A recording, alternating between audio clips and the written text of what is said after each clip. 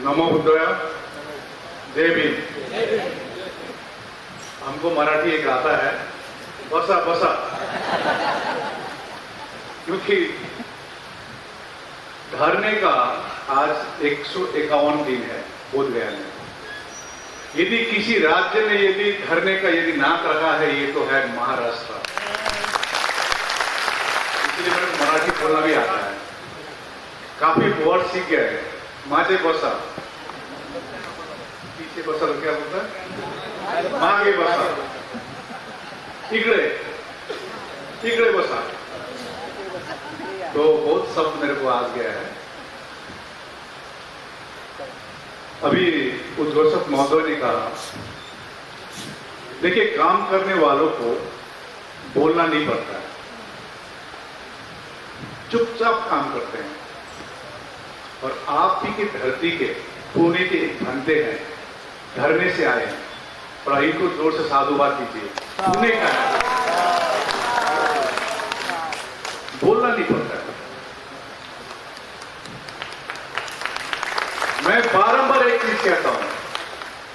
सबसे पहले मैं धन्यवाद देना चाहता हूं हमारे रंजना ताई, जो धरने स्थल पर आए थे 30 उपासक उपासिकों को लेकर।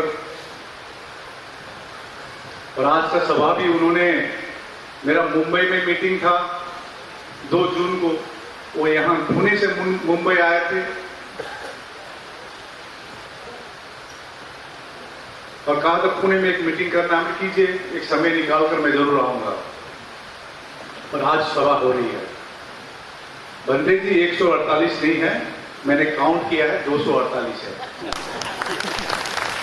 और ये 248 2 करोड़ के बराबर है, आज प्रमाण करेगा। क्योंकि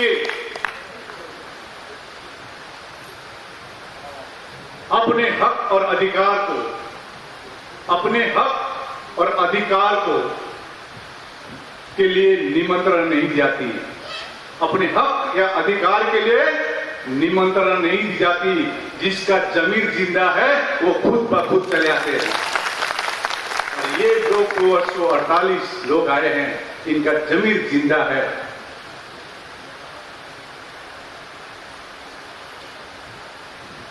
आज जो डाइस में बैठे हुए हैं, इनका जमीर जिंदा है। भंते जी आए बोधगया से, धरने से, इनका जमीर जिंदा है। जो बाहर का सुनता है वो बिखर जाता है, जो अंदर का सुनता है वो खुद ब खुद देखे जीत जाता है। और हम लोग जीत के रहेंगे।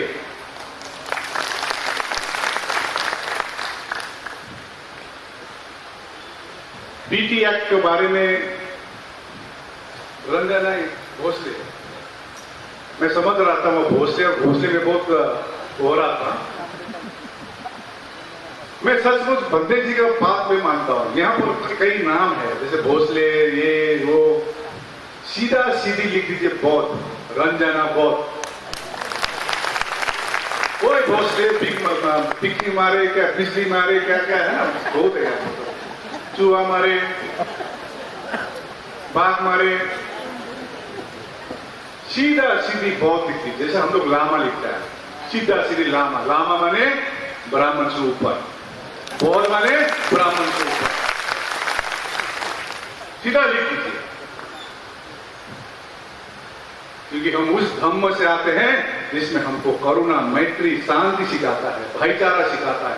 आज धन्य हो रहा मैं जब यहां आया, मेरे को दिल में एक प्रतीक हुआ कि मैं समता भूमि में आया, जहां पर समता है, भाईचारा है। ज्योतिबा फूले के गृह गए, आशीर्वाद लिए, उस घर से आशीर्वाद लिए। ऐसा आशीर्वाद, आप धन्य हैं, आप इस जगह में बैठे हुए हैं। मैं 1 जनवरी को आया था भीमा कोरेगांव, हमको निमंत्रण थी। कि हम लोग का औरंगाबाद में मीटिंग थी, बुद्धिस्ट सोसाइटी ऑफ इंडिया के भीमराव यशवंत अंबेडकर जी ने निमंत्रण दी थी। तो हम 1 तारीख आए थे। मैंने ऐलान किया था, वहां से भाषण दिया था, महाबोधि के बारे में जानकारी दिया था। ऐसा हो रहा है महाबोधि में।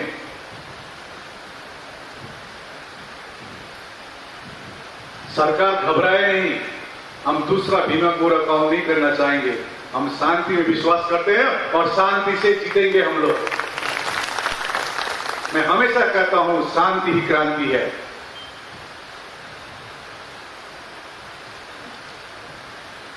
किसी भी आंदोलन को 134 साल 35 साल नहीं लगती है, उसका कुछ ना कुछ डिसीजन होती है। लेकिन ये महाबोधि महाविहार, जैसे भंते कह रहा था, जिस प्रकार से मस्जिद का कमेटी में मुसलमान होता है, चर्च में क्रिश्चियन रहते हैं, हिंदू के मंदिर में हिंदू रहते हैं, तो बौद्धों का बिहार में कौन रहना चाहिए? तो क्यों 4 बोर्ड है? इसके लिए भंते सुरेश देसाई ने जापान से आकर संघर्ष की। इसमें हमारे भंते करुणाकर, आनंद भंते, प्रज्ञाशील भंते, कई भंते लोग थे उसमें आंदोलन में। लेकिन वो आंदोलन को मैं विफल नहीं मानता हूं, क्योंकि उस आंदोलन के बदौलत बुद्धिस्ट सेक्रेटरी रखा गया। पहले तो बुद्धिस्ट सेक्रेटरी नहीं होती थी। आपको एक्ट पढ़ के सुनाए, आप एक्ट पढ़िए, कितना अन्यायपूर्ण कानून एक्ट है वो। पीटी एक्ट 1949, बोध गया टेम्पल एक्ट 1949, जिसमें लिखा है 9 मेंबर कमेटी में रहेगी, जिसमें 4 खाली बौद्ध रहेगा। वो आंदोलन जो भंते सुरेश देसाई ने शुरू की, वो आंदोलन को दबाया गया। भंते सुरेश देसाई को नेशनल माइनॉरिटी कमीशन का मेंबर बनाया गया और आंदोलनकारियों को वहां पीटीएमसी का मेंबर रखा गया। लेकिन वो आंदोलन क्यों आगे जाके सक्सेस नहीं हुई? हम लोग ने आज से 2018 में हम लोग ने अध्ययन किए, क्योंकि ये ऑल इंडिया बुद्धिस्ट फोरम जो दिख रहा है ना, ये ऑल इंडिया नहीं था, ये ऑल बंगाल में था, बंगाल में था। क्योंकि मैं स्वयं दार्जिलिंग डिस्ट्रिक्ट से आता हूं। 70 साल तक बंगाल में बुद्ध जयंती के दिन छुट्टी नहीं थी, सरकारी छुट्टी नहीं थी। सबने अपने अपने तरह से, अपने अपने संस्थाओं से ये 70 साल में ज्ञापन देते थे मुख्यमंत्री बंगाल के, लेकिन छुट्टी नहीं होती थी।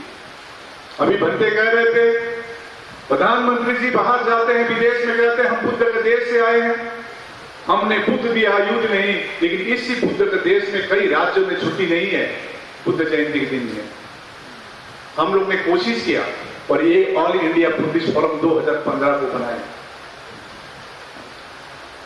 मैंने नौकरी छोड़ा, सब संगठन को एक सूत्र में बांधने का कोशिश किए और 2 साल के अवधि पर वहां पर हम लोग ने छुट्टी का हम लोग सफलता प्राप्त की 2 साल के अंदर। और मैं हमेशा कहता हूं, जब छुट्टी हुई कई संस्था आए और कहने लगे हमने किया, हमने किया, हमने किया। और आकाश लामा और ऑल इंडिया बुद्धिस्ट फोरम ने कहा ये जो हम लोग सफलता हुई ये हमारी एकता के लिए हुई थी, एकता के लिए। और इसी एकता से महाबोधि महाविहार भी मुक्त करके दिखाई गए इसी 2025 में।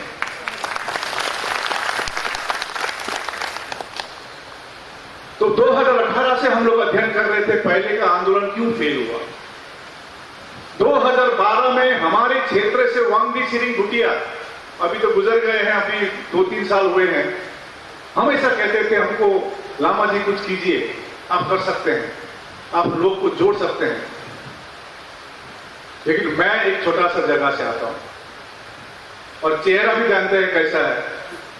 अभी आपका पुणे का एक कोई कह रहा था आर फ्रॉम चाइना, अब उसको क्या बोले, चाइना बोले, जापान बोले, थाईलैंड बोले, क्या बोले भगवान जाने। ये तो सबसे बड़ा चेहरा मेरा चैलेंज है यहाँ तो मेनलैंड में। ये हिंदी कैसे बोल लेता है। नागपुर में मेरे को जापानीज बोला था। मैं जब ये भंते सुरेश देसाई ने जब ये दीक्षा भूमि में उन्होंने निमंत्रण की थी चीफ गेस्ट के लिए 12 अक्टूबर में इस 2024 में, तो जो भी है चैलेंजेस रहता है। तो हम लोग ने भारत भ्रमण की और बोध गया में मीटिंग की।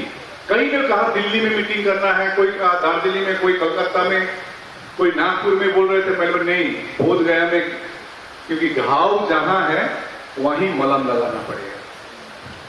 इसलिए बोधगया में हम लोग ने मीटिंग की, सभी संस्थाओं को इनवाइट की, जितने जितने संस्था है सभी को, और इसमें प्रमाण है। ये फोन मेरा 3 साल पुराना फोन है। कोई आ रहे हैं, कोई नहीं आ रहे, ये भी नहीं आता, यहां पर प्रमाण है। सभी को निमंत्रण है। इसी बीच नेशनल माइनॉरिटी कमीशन के जो हमारे बुद्धिस्ट मेंबर रिंचिन लामो जी, जो लद्दाख से, अभी तो उनका दिसंबर में टेन्योर खत्म हो गया, उनको निमंत्रण है की। नेशनल माइनॉरिटी कमीशन में मीटिंगें की। इकबाल सिंह लालपुरा जी जो चेयरमैन नेशनल माइनॉरिटी कमीशन के, स्टेट माइनॉरिटी कमीशन से मीटिंग की। तो हम लोग ने 26 नवंबर संविधान दिवस के उपलक्ष्य में 2023 में हम लोग ने शांति रैली का ऐलान किया। 50,000 बौद्ध आए, उसके बाद संघर्ष चलते रहे, बहुत ज्ञापनें दी। फिर 17 सितंबर 2024 में पटना में फिर बड़ा रैली हुई, 530 मेमोरेंडम सरकार को दी गई। उसी दिन 40,000 सिग्नेचर लेकर सरकार को दी गई, लेकिन सरकार मौन है। फिर यहां पर औरंगाबाद में हम लोग ने नेशनल मीटिंग की, उसके बाद फिर मुंबई में की, दिल्ली, पूरे भारत में सभी संगठनों को जोड़ने की कोशिश किया। इसीलिए मैं हमेशा कहता हूं all India Buddhist forum and all Buddhist organisation, सब ऑर्गेनाइजेशन है। तो हमारे पास कोई उपाय नहीं थी, तो हम लोग ने ऐलान कर दिया 12 फरवरी माघ पूर्णिमा के दिन से हम लोग धरने अनशन करेंगे, अनशन में बैठेंगे। जैसे हम लोग ने अनशन का ऐलान किया, उधर एक पेपर में एक कटिंग आउट होती है कि महाबोधि महाप्यार में कोई प्रिंस खान है, तो प्रिंस खान बम से उड़ा देगा बोलते एक पेपर में आया। जब प्रिंस खान को पूछा गया तो प्रिंस खान धनबाद के, उन्होंने कहा हमने तो ऐसा मेल किया नहीं बीटीएमसी को, डराने की कोशिश किया गया। लेकिन मैं कहना चाहता हूं, यहां शायद कोई सरकार के लोग भी बैठे हैं, हम किसी के हक अधिकार नहीं मांग रहे, किसी के जो चीज है वो नहीं मांग रहे। हम तो ये मांग रहे हैं कि हमारी सबसे पवित्र जगह है महाबोधि महाप्यार, संसार को मालूम है, तथागत बुद्ध ने वहां पर ज्ञान प्राप्त किया है, सम्राट अशोक ने बनाया है, वहां पर कमेटी में पूरी बौद्ध हो, और जो पीटी एक्ट 1949 हो पूरा करी निरस्त किया जाए, ये हमारी मांग है। आप सरकार को बता दीजिए, हम मुसलमान के भी हक में अधिकार नहीं मांग रहे, हिंदुओं के हक अधिकार नहीं मांग रहे, क्रिश्चियनों के नहीं मांग रहे, हम अपना हक अधिकार मांग रहे हैं। आप यदि विष्णु का अवतार मानते हैं तो विष्णु का मंदिर में एक भी बुद्ध का मूर्ति दिखा दीजिए, बस हम मांग छोड़ देंगे। एक भी हिंदू का मंदिर में आप भगवान बुद्ध का मूर्ति दिखा दीजिए, हम मांग को त्याग देंगे। हम समानता में विश्वास करते हैं, हम झगड़ा करने नहीं आए, हम कोई जाति के खिलाफ नहीं है, हम कोई धर्म के खिलाफ नहीं है, हम तो अपना हक अधिकार मांग रहे हैं। अनशन में बैठना पड़ रहा है, 134 साल हो चुकी है।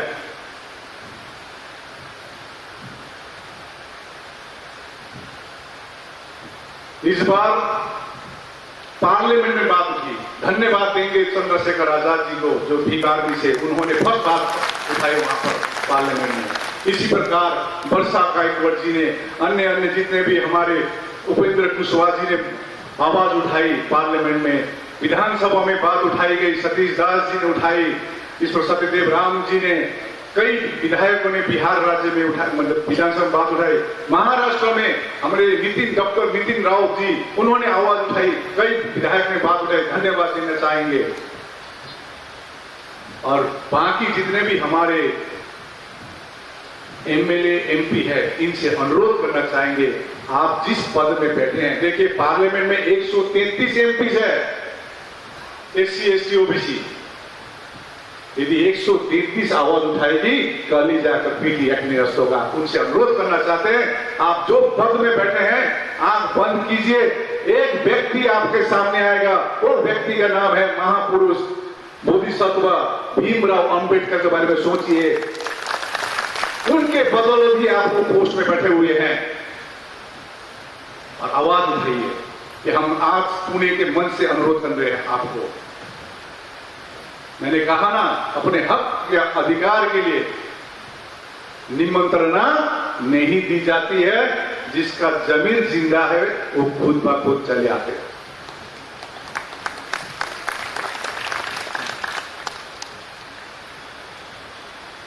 आंदोलन चलती गई, 100 दिन हुआ। हम लोग जहां बैठे थे, देखिए, मैं जब घर से निकला था, मैं सोचा था इतने बड़े बड़े संस्था हैं, क्यों इस महत्वपूर्ण इशू में कोई क्यों बोल रहा है? भिक्खु संघ है, लामा एसोसिएशन है, रिम्पोचे है, तो काफी सारा अध्ययन हुआ। तो हमने सोचा नहीं, चलिए अनशन में बैठते हैं, महाबोधि के सामने बैठते हैं। यदि कोई नहीं आएगा, मैंने अपना वाइफ को कह दिया था, यदि कोई नहीं आएगा, हम लोग दोनों अकेले बैठेंगे, महाबोधि के सामने के बैठे। मैं यही अनुरोध करने आपसे आया हूं। क्यों आया हूं? एक तो या तो हाथ पे हाथ करके हम लोग घर में बैठे रहे, मैं भी घर में बैठूंगा, जैसे 134 साल हुआ, फिर और 10-20 साल और 35 साल बाद उठेगी। या तो एक ऑप्शन वो है, या तो जमीर जिंदा है, तो आप लोग पुणे में कल से धरने में बैठिए, रास्ते में बैठिए, महाबोधि मुक्ति के लिए। जमीर जिंदा है तो कल से बैठिए, जैसे हम बैठे थे 12 फरवरी में। हमने सोचा था यदि कोई नहीं आएगा, हम मियां बीवी रहेंगे महाबोधि के सामने। ज्यादा क्या करेगा? केस मारेगा, जेल में घुसेगा, मर्डर करेगा। हम अपना महाबोधि के लिए मर्डर क्या, अपना को भी कुर्बान कर सकते। मैंने हमेशा कहा, मेरे वाइफ को तो मत बोलो, मेरे संकल्पित है,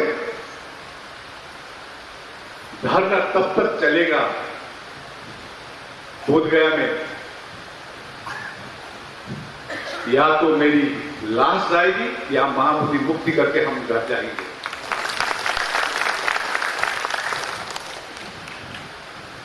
धरने को बदनाम करने की कोशिश किया गया।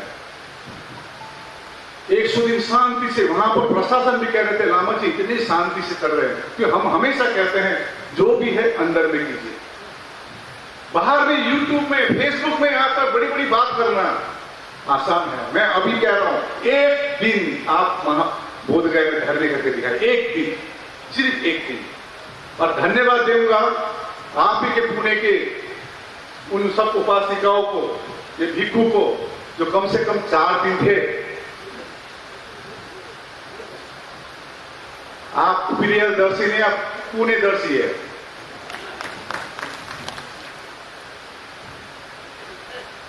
प्रियदर्शी नहीं है, क्या है? पुणे दर्शी। देखिए आप लोग हंसते क्यों नहीं है, समझ नहीं आ रहा। बिहार में भी ऐसे बोलता है, सब गंभीर। अरे हमारी धम्म सिखाते हमको खुश रहना, जैसा भी परिस्थिति हो हम खुश रहे, समझे ना? खुश रहे, जैसे परिस्थिति हो, हंसिए। हैप्पीनेस हमारे धर्म को सिखाते, खुशी कितनी छोटी सी चीज है, तभी खुश रहो, दुखी मत रहो। वैसे नहीं, नमस्कार चाचा, खुश रहो, खुश रहो, सब खुश जाते, खुश रहो, खुश रहो। वैसे खुश नहीं, अंदर का खुशी, अंदर का खुशी होना चाहिए। जैसे मुदिता, मैं हम मतलब शांति, करुणा, मैत्री, मुदिता का बात करते हैं हम लोग। मुदिता का मतलब मालूम है आपको? आनंद बोल रहे हैं, अच्छा, मुदिता का मतलब आनंद है।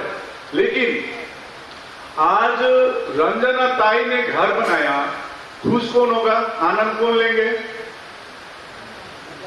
रंजना ताई खुश होगा, गाड़ी खरीदा भाई, खुश। लेकिन उससे भी ज्यादा, उनसे डबल खुश होगा एक बुद्धिस्ट। मैं खुश होऊंगा, उनसे भी डबल खुश, उसको मुदिता कहते हैं। लेकिन समाज में क्या होता है? ईर्षा होता है। रंजन ने कहां से खरीदा, कहां से पैसा मिला उसको? पक्का कहीं से मारा होगा। बौद्ध को वो चीज नहीं सिखाई जाती। मुदिता मतलब दूसरे के खुशी से डबल खुशी होना, मुदिता कहता है। तो आंदोलन चलते गई, तो कुछ महत्वाकांक्षी लोग आए। हमने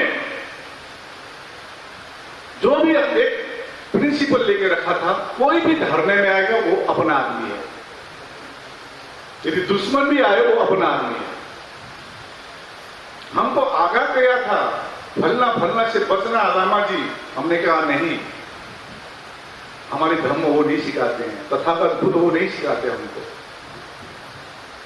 एक डाकू अंगुलमाल तो आपका कहानी जानते होंगे, उसका परिवर्तन हो सकता है, सम्राट अशोक परिवर्तन हो सकता है, कोई मामूली भिक्षु चीज में क्या है। तो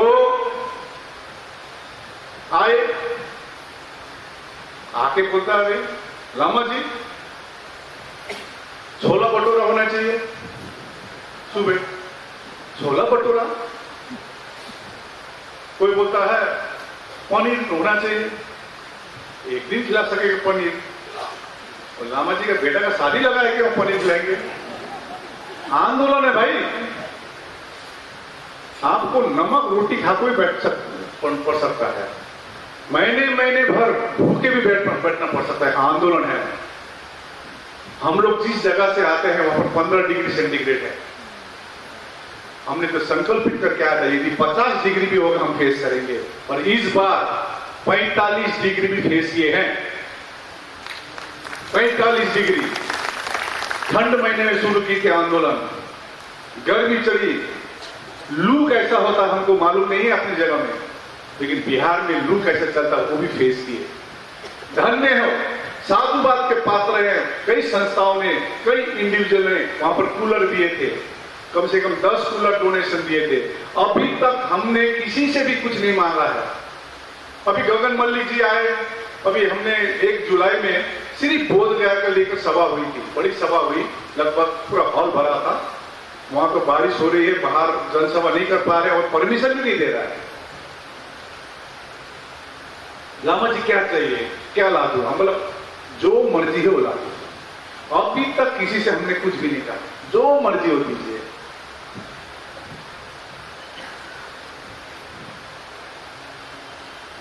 बोलिए ना, कुछ क्या देना है, हमने अभी तक किसी को कहा नहीं। वो बेचारा ने छत्ती लेके आया था सभी भिक्षुओं को, लेकिन एक व्यक्ति है वो लिख रहा है फेसबुक में, लामा और गगन मल्लिक तो आरएसएस का एजेंट है। कमाल है, जो मुंह में है वही लिख देता है, और हमारे लोग मान भी लेते हैं। और हमारी धर्म हमको सिखाती है जानो, छानो और मानो, जानना, छानना और मानना। हमारे लोग जानता है और मान लेता है और फेसबुक में डाल देता है लामा चोर है। हम तो क्या पता लामा चोरी होगा। वहां पर ऐसा परिस्थिति फेस किए हैं, कई महत्वाकांक्षी लोग आए थे। अभी 8 टुकड़ा बताया, मंदिर में कहा ना 8 टुकड़ा हो गया, लेकिन लामा अभी भी डटे हुए हैं। लामा के फुल टीम डटे हुए हैं वहां पर। एक दिन आके धरना करके दिखाए, बोध गया, बाहर करके कोई फायदा नहीं, बोध गया।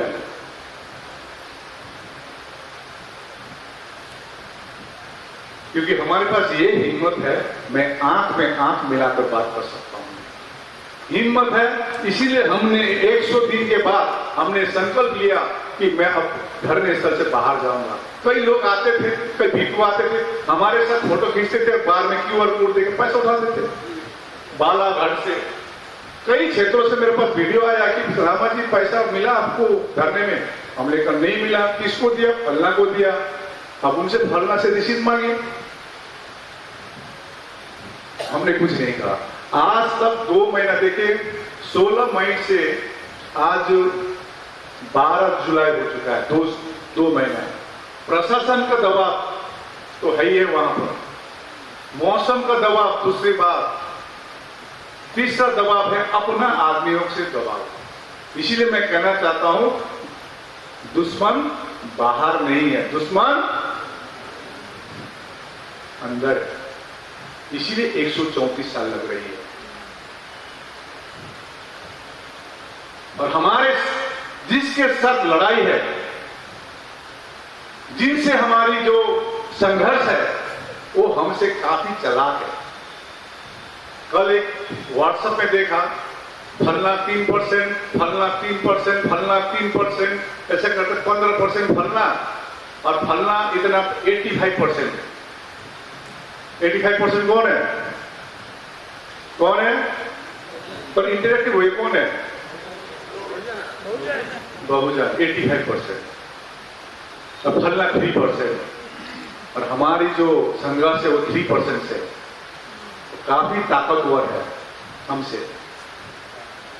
दिमाग में, और वो कभी भी डायरेक्ट अटैक नहीं करते, वो हमारे लोगों को काम पे लगा दी जाती है, हमारे लोगों को काम पे लगाते हैं। एक फंते के बारे में बात कर रहा है बार बार, लामा ने जेल में डाल दिया, प्रमाण दिखाइए। उनको तो निकालने की कोशिश की गई है।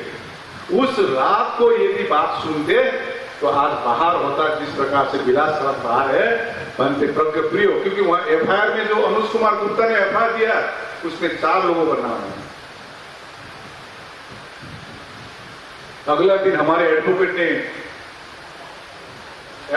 ने कोशिश किया, तो क्या बात हुआ मैं सुनाऊं थोड़ा, इसमें सुनना चाहेंगे? क्या बात हुआ सुनना चाहेंगे? हाथ उठाएंगे ना? पुणे में खाता नहीं कोई आदमी, सुनना चाहेंगे? हमने उस रात को देखा, हमने हमेशा कहा था जो भी करना घर में करना, बाहर नहीं, बाहर नहीं, हीरोगिरी दिखाना बाहर नहीं। कई ने एक जाति पर अपशब्द बोलता था, ब्राह्मण ब्राह्मण ब्राह्मण। मैं बोलता प्लीज ब्राह्मण के बारे में बात मत कीजिए, क्योंकि ब्राह्मण दोस्त मेरा भी है, छोटा का दोस्त है, साथ में पड़े हैं। हम किसी धर्म के खिलाफ में, जाति के खिलाफ में नहीं है। हम लोग अपना हक अधिकार किस प्रकार लेना है, ये इसमें काम करना है। उस रात को यदि बात सुनती, अभी बाहर होता, और अभी वो तो बड़ा केस नहीं है ना, अभी भी 2 महीने से अंदर है, बीच में विड्रॉ हुआ। विड्रॉ क्यों हुआ? मैंने अपने एडवोकेट को पूछा तो विड्रॉ को उन्होंने कारण भी दिखाया, ये एक कारण विड्रॉ हुआ। तो छोड़िए, क्योंकि अभी बंदे जी कह रहे थे कुछ समय ज्यादा हो गया क्या? बंदे जी कह रहे थे लामा किसके पीछे? पीटी एक्ट के पीछे, और कुछ लोग लामा के पीछे, कुछ लोग। हमने एक बुद्धिजीवी, दिल्ली के बुद्धिजीवी को बोला आप 9 तारीख आइए, फलना फलना के साथ बैठने के बोध गया में, दिल्ली में नहीं बैठना है, बोध गया में। अभी आपको मैं बता रहा हूं, अभी 1 जुलाई से धरना सभी जगह शुरू हुई, आपको मालूम है ना? नागपुर में हो रही है, छत्तीसगढ़ में हो रही है, मध्य प्रदेश में हो रही है, पूरे देश में, उत्तर प्रदेश, संकीसा, सभी जगह में हो रही है, जहां जहां मैं गया सब जगह हो रही है। और कल से शायद आप लोग भी करेंगे, मैं शायद जोड़ रहा हूं,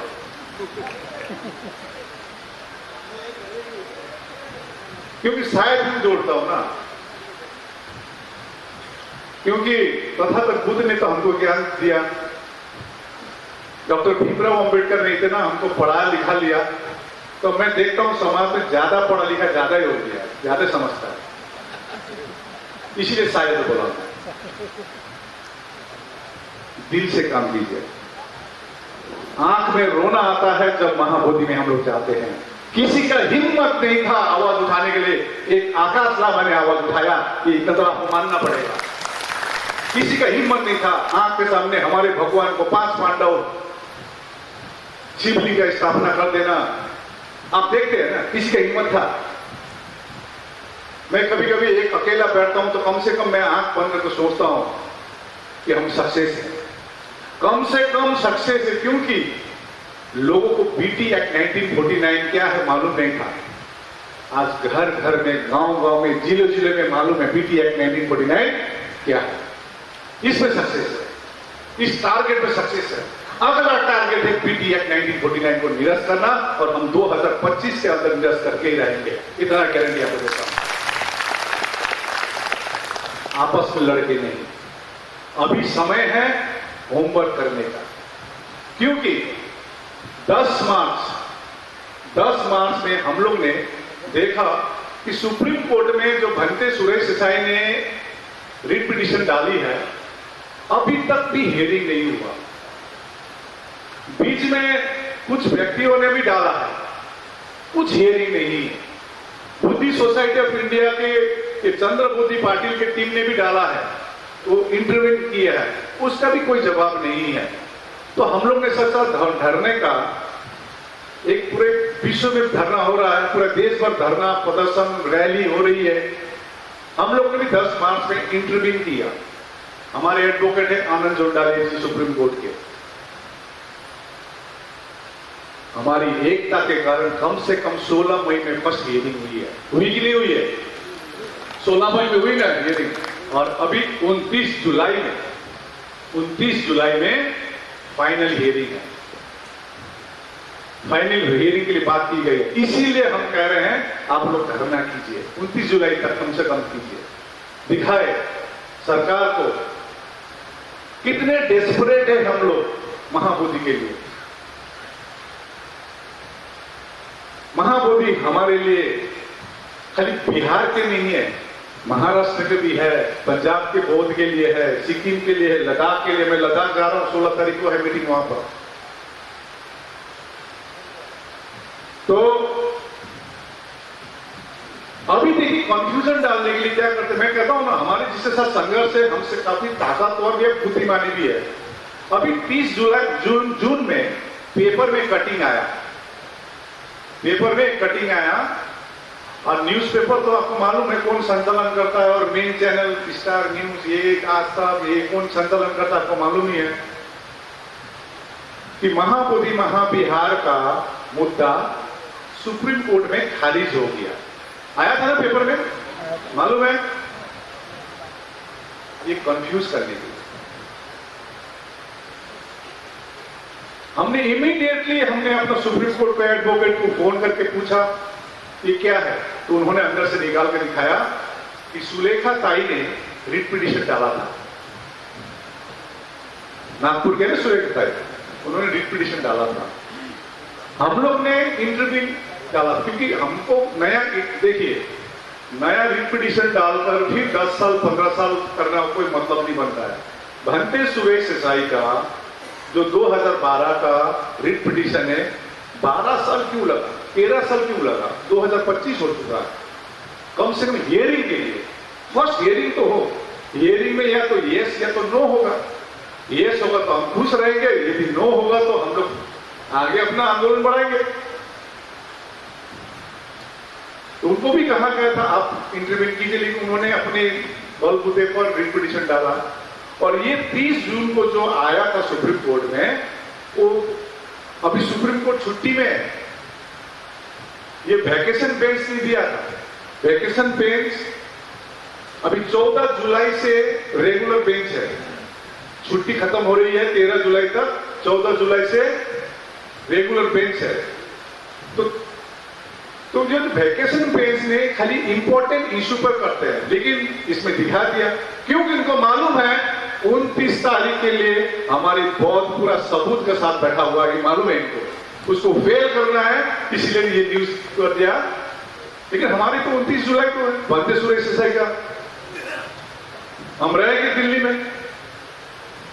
इसीलिए मैं कह रहा हूं आप लोग धरने में बैठिए, अपनी जगह में बैठिए। तो यही अनुरोध करने में आया हूं आपसे।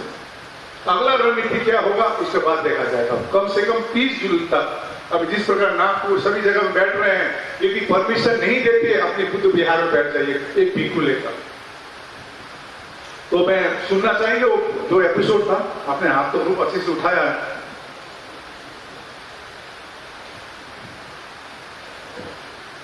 तो मैं ज्यादा नहीं बोलते हुए यही अनुरोध करता हूं, पॉजिटिव रहिए, फोकस रहिए।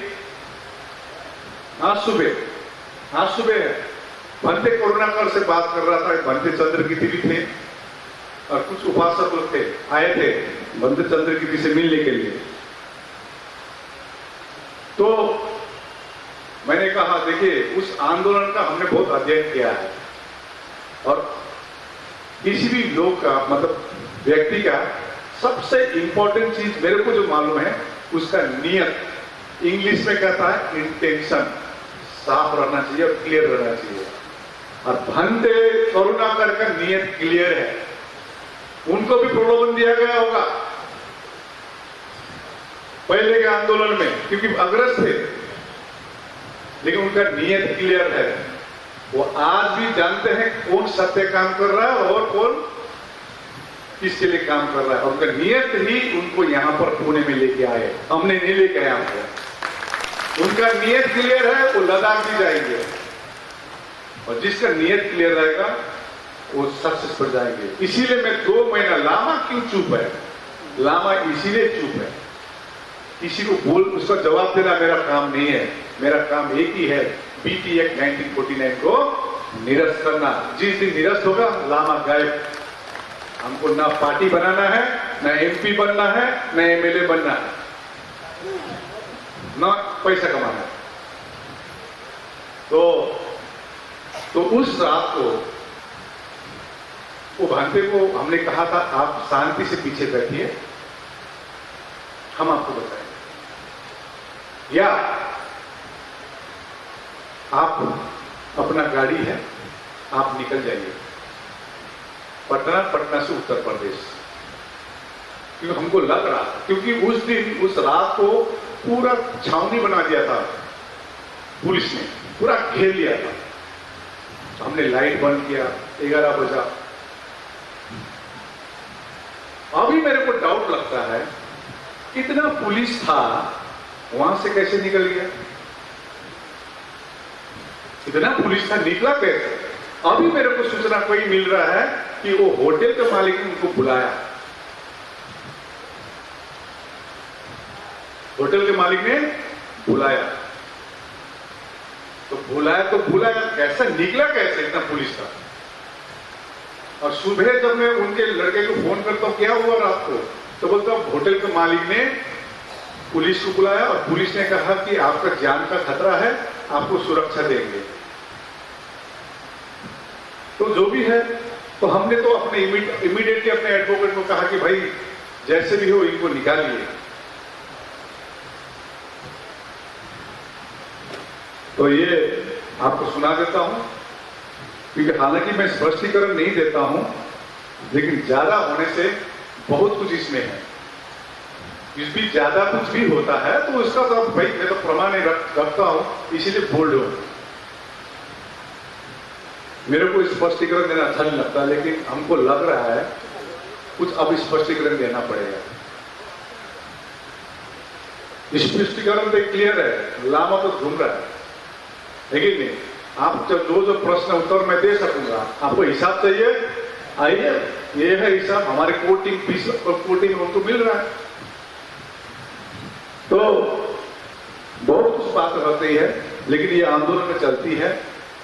हमने कहा जो पहले विफल होने का कारण, कुछ कारण है, ये कारण हम दोहराने नहीं चाहेंगे, और जैसे भी हो सुन लीजिए। पाटिल नागपुर से, मैं उनके साथी हूँ, बुद्धिस्ट सोसाइटी का ट्रस्टी चेयरमैन। हम लामा जी अभी पहुंचे हैं ना, वहाँ पर गया मैं, हाँ तो है, हाँ, मैं इधर आया नागपुर में, मैं उधर गया, पहुंचे नागपुर से हाँ,